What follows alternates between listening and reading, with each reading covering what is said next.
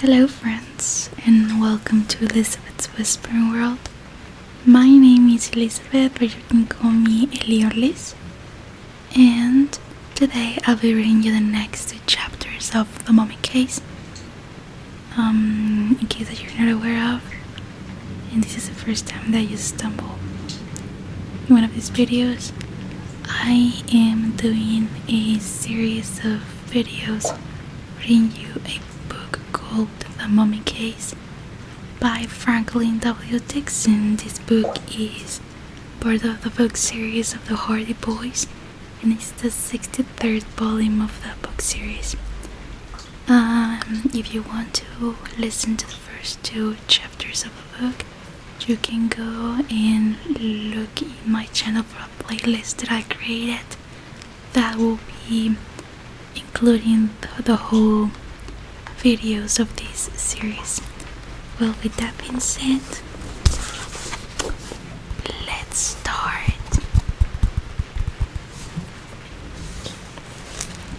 Chapter 3. Mummy Powder. Joe lived to his brother's 8, but Frank had already managed to break Salim's grip. Pushing the Egyptian aside, he scrambled clear. Salim jerked to his feet again. For a moment he swayed there, and the boy braced for another violent attack. However, Salim suddenly collapsed onto the carpet, rolled over, and lay motionless. "Wow!" Joe exclaimed. "What got into him?" Frank pointed at Colin. "Something's wrong with both of them." Colin was leaning back on the sofa. His eyes were closed, and he gasped loudly. Joe shook him, and gradually the man stopped gasping. Opening his eyes, he said, What happened? You tell us," Joe responded. "I must have passed out," Colin murmured. Frank bent over Salim and slapped his face a few times. The Egyptian let out a low moan, then slowly opened his eyes. He looked pale. "What are you doing?" he whispered. "Trying to get you back to reality," Frank replied. "You almost strangled me. Then you collapsed on the floor." "What?" Salim stared at the boy in utter disbelief. But I don't remember any of this." Joe had examined the coffee cups, but were still half filled. "Frank," he called out, "there's something in here, a powder. I can see it on the rim of a cup." Salim gasped. "Someone tried to poison me." "Not only you, both of us," Colin added. "Oh, what a terrible, terrible thing." Salim struggled to his feet with Frank's help, then sat down on the sofa again. "May I see the cup?" Joe handed it to him. "Right here," he said, and pointed to the minute specks of grey powder. "Do you have any idea what this is?" Salim stared at it. For a few moments it looked like mummy powder. "What's that?" "In my country," Salim explained, "mummies were ground up in the days gone by. Mummy powder was supposed to cure a lot of ailments. I have some here in the museum to display in my lectures on the mummies of Egypt." He gave the cup to Golden. "What do you think?" "Looks like mummy powder, all right," his colleague confirmed. "But could it have such effect on you?" Joe asked. "It doesn't sound like a poison." Salim shook his head. "It's quite harmless, but perhaps there's something else in our cups. Let's go up to the lab and ask for an analysis of the coffee," William Cullen suggested. "Good idea," Frank said. "Do you feel well enough to come with us, Mr. Salim?" "I'd rather stay here and rest," the Egyptian said, with a weak smile. "If you don't mind." "Of course not. Are you alright, Mr. Cullen?" "Yes, I feel a bit lightheaded, but I'll show you where the lab is." The boys followed the assistant curator up one flight to the large museum laboratory. A red-haired man in a white lab coat pushed his glasses up on his forehead and smiled when they entered. "What can I do for you?" Joe placed the two cups on a bench. "Tell us what's in here." The chemist peered into the cups. "Coffee," he said. "We know but it was laced with something that made both Mr. Golden and Mr. Salim pass out. Not only that, Frank added, Mr. Salim became aggressive before losing consciousness. Does that suggest anything to you? The chemist whistled. It sounds like helium. It sounds like heliamine.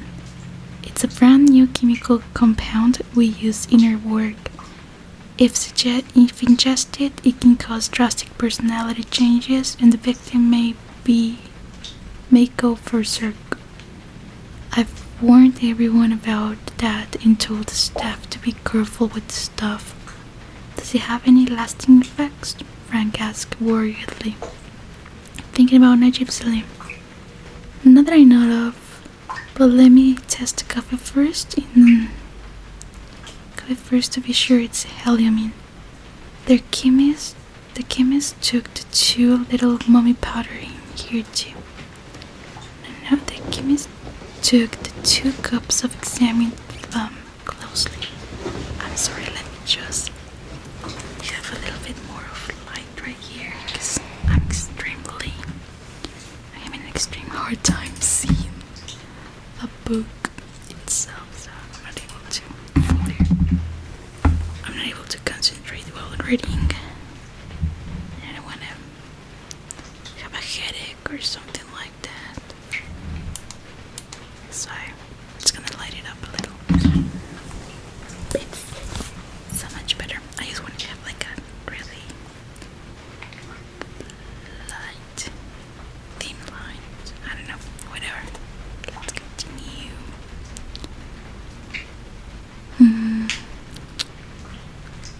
The chemist took the 2 cups. And examined them closely. Seems there's a little mummy powder in here too. Golden noted. The culprit must have added it as a final touch, he said ironically. The chemist took some coffee from one of the cups with an eyedropper and squeezed it into a test tube. Drawing a light-colored liquid from a jar, he allowed 1 drop to fall into the tube. The mixture became colorless. The same happened when the 2nd cup was tested. It's heliamine, all right, he confirmed. Where on earth did you get that coffee? From the kitchen, Golden replied.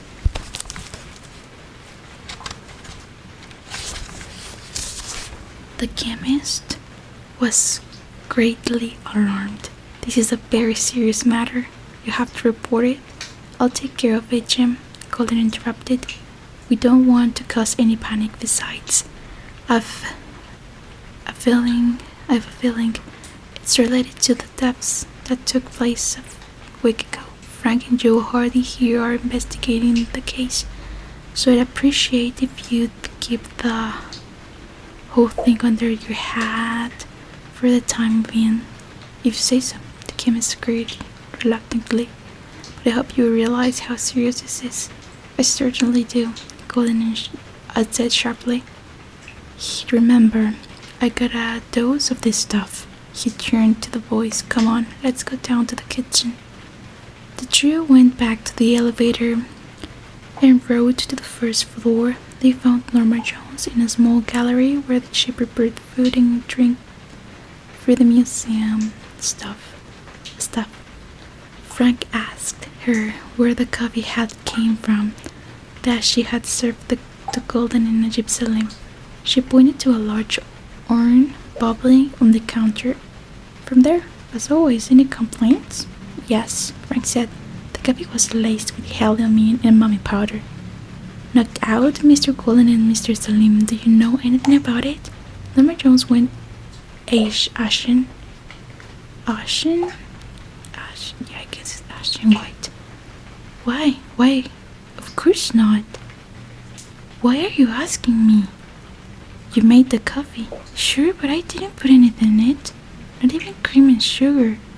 Were you in the kitchen at all time? Joe asked. Of course not. I've other work to do, you know. I clean certain areas of the museum and I am in charge of supplies.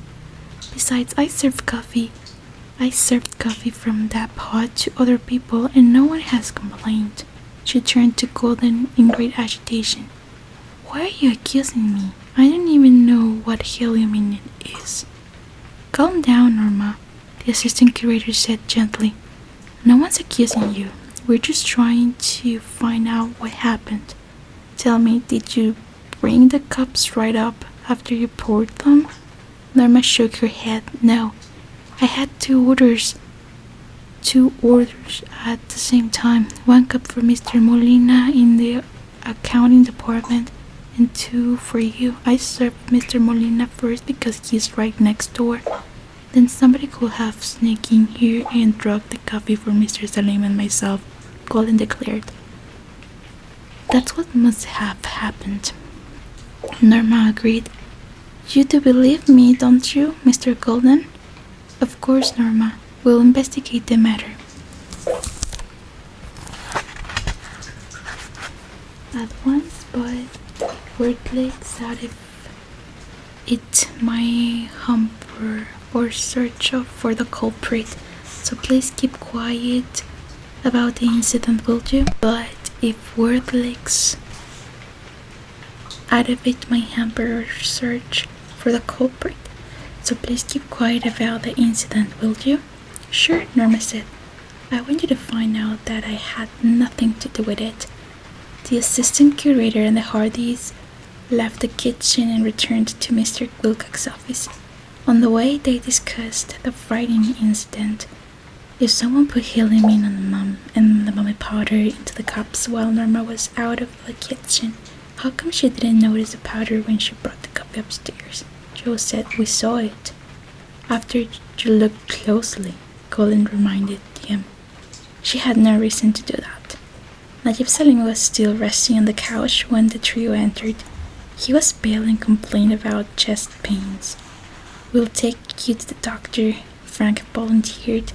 The Egyptian nodded gratefully. I have a heart ailment, and this seems to have aggravated it, he said. Joe turned to Golden. Would you like to come along too? Golden shook his head. I feel right now. You go ahead and I'll continue with my preparations for the moment's departure. The Hardys drove Salim to his doctor. After being examined, the assistant curator came into the waiting room, greatly upset. The doctor wants me to go to the hospital for a few days, he said. He thinks the drug might have affected my heart condition. Do you realize what this means? I won't be able to go to Egypt and deliver the mummy. Joe put a hand on his arm. Mr. Salim, your health is more important. We'll take you right to the hospital and then report to Mr. Golden. He'll find someone else to escort the coffin to Egypt. Salim shrugged. I don't know how to pronounce that. Sorry. You're right. I have no choice. Thanks for being so helpful. Would you mind stopping off at my house so I can pick up a few things? Of course not, Frank said. It took less than an hour to deliver the assistant curator to the hospital. When he was signed in and the boys were about to leave, Frank suddenly stopped short. I think we should call Mr. Wilcox in the airport, he said. If we're lucky, we'll still catch him. They found a public telephone booth and had a curator paged. His plane had been delayed and he was still in the terminal. He was disturbed about the events at the museum and worried about Salim's illness. If I didn't have the speaking engagement, I'd come right back, he said. As for Najib, of course he can't travel under these circumstances, but I can't spare Golden either. He's in charge while Mr. Salim and I are away. Say, would you boys be willing to make the voyage in Najib's place? The museum will reimburse you for all your expenses. I suppose we could go, Frank replied. We have a check with our father. What about the theft investigation? We'll have to find someone else, Wilcox said. I have an idea, Frank put in. Sam Bradley, our father's operative, might be able to help out. Do you want us to give him a call? That will be fine. Please arrange everything with Mr. Golden. The curator hung up. Frank and Joe returned to the museum and discussed their plans with me, William Golden. He was relieved to hear that the mummy transport could proceed as planned, as promised to cooperate with Sam Radley on the theft investigation. Luckily, Radley could be reached and agreed to report to the museum the following morning. By now, most of the staff had already left because it was well after closing time. Golden looked worn and tired. "I wonder if you could do me a favor before returning to Bayport," he asked. "Sure," Frank said.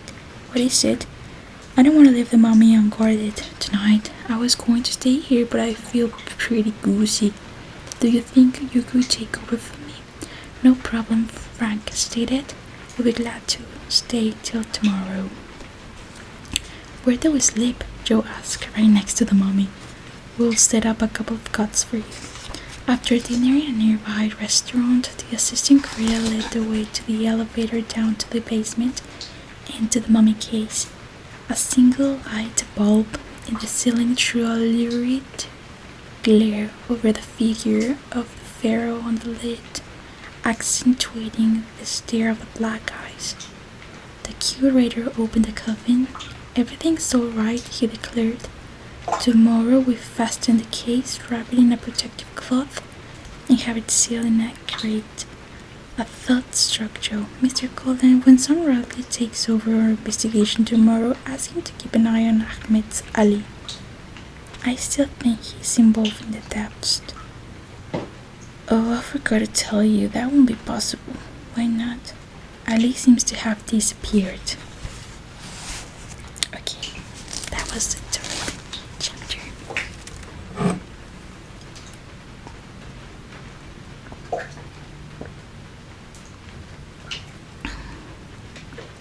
This is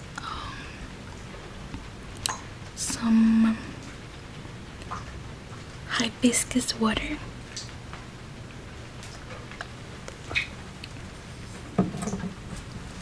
Really refreshing.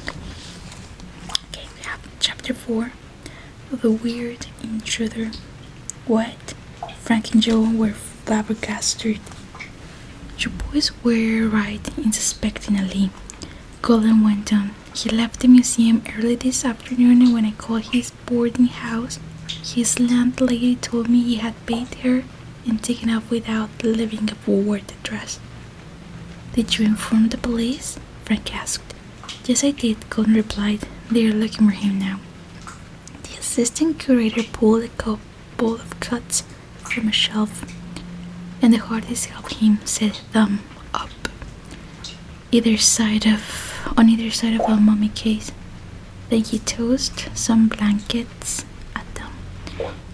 It isn't the Ritz, but it's the best we can do under the circumstances," he apologized. "We'll be all right," Frank assured him. "Good, then I'll turn out all the lights and lock the door.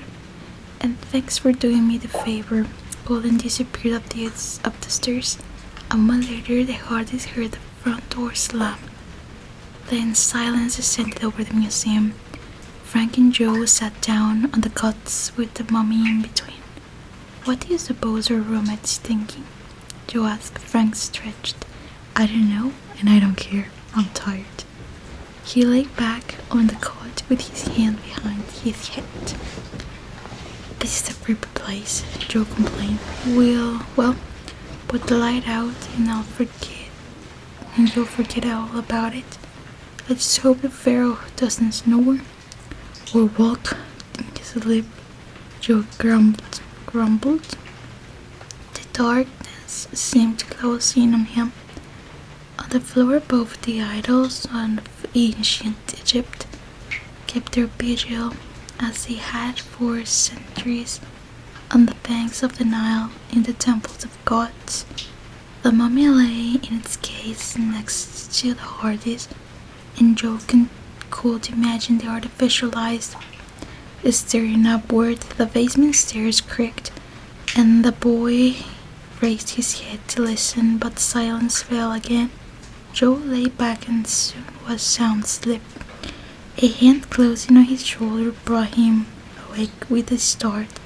A light shone on him, and he raised a hand to shield his eyes, and a face pushed forward towards him.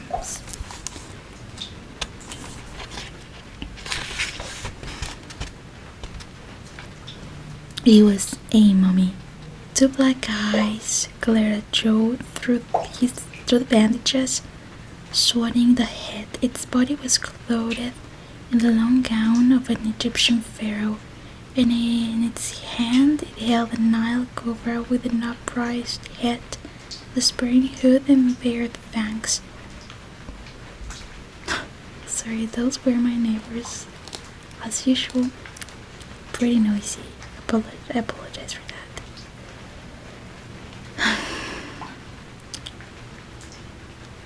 The figure laughed in high pitch and made Joe's flesh crawl.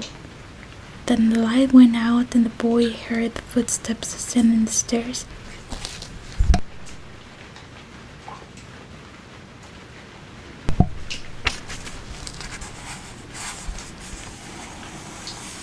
He jumped out of his coat in a wide arc to avoid the snake if it was there. Shouted a warning to Frank and followed the mummy as quickly as he could in the darkness. He rushed through the door at the top of the stairs and found himself in the museum's main room. It was bright with moonlight slanting through the windows. The intruder tried to hide behind a tall stone statue of Osiris, the Egyptian god of the underworld, but when Joe spotted him, he made a dash for the front door. Joe chased him across the room, past cases laden with relics of ancient Egypt, and closed the gap just as they reached the entrance. Suddenly the figure whirled around and clubbed Joe on the side of the head. The gasped joint detective tumbled to the floor and blacked out. Joe regained consciousness to find the front door open and the gruesome intruder gone. In the moonlight, he saw splinters of glass and a dented flashlight lying next to him. That's what he hit me with, the boy thought angrily, rubbing the side of his head. And that's the light he used downstairs. Joe got to his feet, locked the front door, and returned to the basement. Frank had put on the light and was examining a serpent of ancient Egypt. He held it up for Joe to see. I found it in front of your bed, he said. It's made of polished wood. A guy came in here dressed like Mommy. He was holding it, Joe explained. It looked surreal in the glow of the flashlight. I was scared to death. Frank chuckled. It wasn't funny, Joe exploded. I know, but even a mummy wouldn't handle a live cobra, Joe. Of course not. But I didn't have time to think of that. What do you make of the whole thing? First, tell me exactly what happened, Frank urged. The guy put a hand on my shoulder and shone his light into my face. Then I guessed he wasn't after our mommy, which, incidentally, I checked on. The intruder's purpose must have been to scare us. Perhaps he doesn't want us to go to Egypt. Joe noted. He was examining the bump on his head with his fingertips and groaned. Maybe the curse is working, he said ominously. Frank grimaced. Let's go back to sleep. In the morning, the boys reported the incident to William Golden, who arrived at the museum much refreshed. He had no idea who the intruder could have been, and two guards had heard nothing. Whoever it was, he must have had a key to the door, Joe pointed out. Also, he knew how to avoid the alarm system. It could have been Ahmed Ali. Golden went to Mr. Wilcox's office and returned a few seconds later greatly disturbed. The alarm was off, he cried out, and I checked last night just before I went home to make sure it was working. Just then, Sam Bradley arrived. He was younger than Mr. Hardy, with sandy hair and a friendly smile on his face. We're glad you're here. Frank greeted him and introduced him to the assistant curator. We have to leave to prepare for a trip, but Mr. Golan will give you all the details of the case. Run along, boys, Bradley said cheerfully. I promise to find the depths while you are on vacation with your mommy. The Hardys drove back to Bayport and informed their mother and Aunt Gertrude of their impending trip.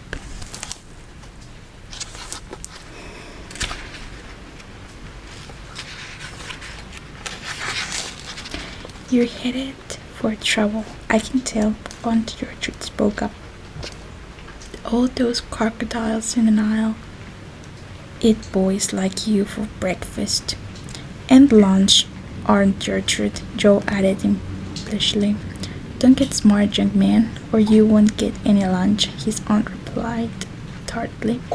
Later the telephone rang. Hoping it would be their father, Frank hurried to answer it. A familiar voice on the other end boomed. Hey Frank, are you ready for the big one? Frank relaxed and grinned. It's Chet, he informed Joe. Chet Morgan was their best friend. A returned to youth with blue eyes and freckles. He enjoyed eating more than anything, but he had been on many investigations with Frank and Joe, and they knew they could count on him in a pinch. Chet played catcher on the Bayport High baseball team and was inquiring about the upcoming game. We were ready for Greenpoint High, Frank assured him. Good, I called yesterday, but you guys were out on another case, right? Right, Frank admitted. We'll tell you about it when we see you at the game. Frank and Joe packed their suitcases and drove to Bayport Field shortly after noon. The team was already on hand with gloves, bats, and baseballs.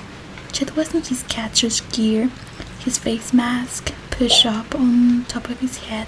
He grinned when he saw the Hardys. Here come the Bayport Sluts. Sleuths? I don't know how to pronounce it. It's Sleuths.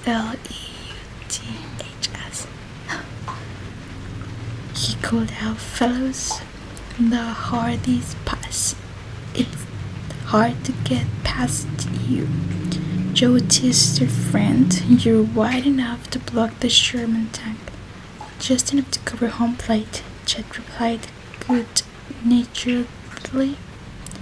Now tell us about your new case. The others gathered around.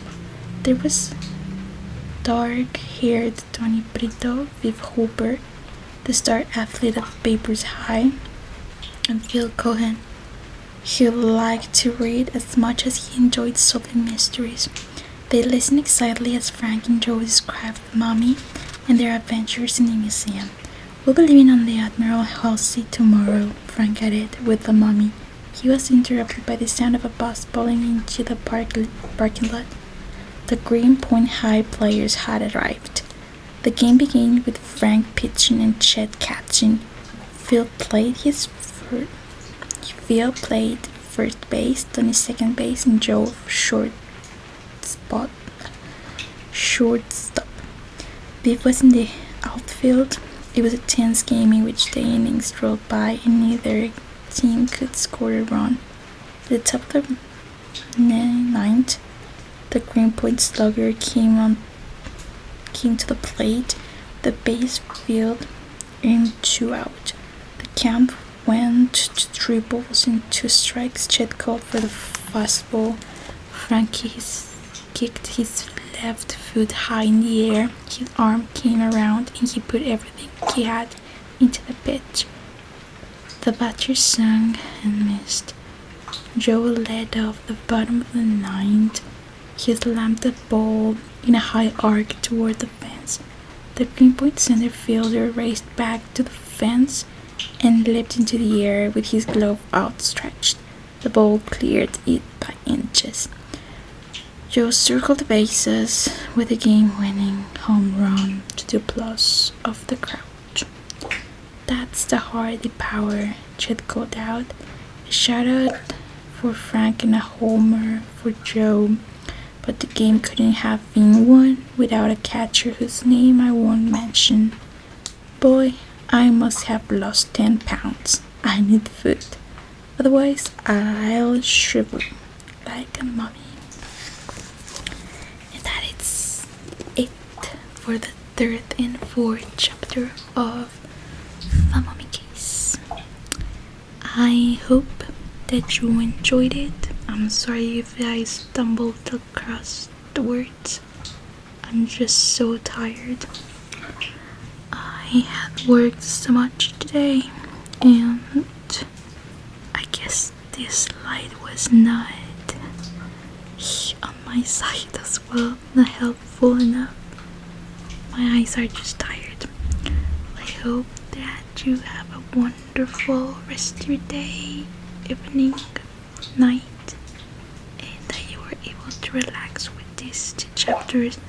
As I mentioned, I will continue to post the next chapters. I'll wait to the whole 20 chapters that the book has. And yeah, well, take care, stay safe, and I'll see you on the next video. Bye bye.